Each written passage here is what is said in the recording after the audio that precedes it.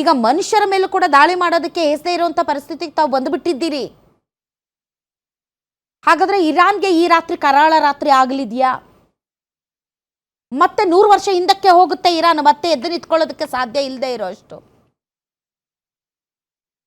ಅದಷ್ಟು ಸುಲಭನಾ ಮೇಡಮ್? ಸುಲಭ ಅಂದ್ರೆ ಈಗ ಆಗ್ತಾ ಇರೋದು ಅದೇ ಅಲ್ಲ. ಏನಾಗ್ತಾ ಇದೆ, ಯಾರು ಮಾತಾಡ್ತಾ ಇದ್ದಾರೆ ಈಗ?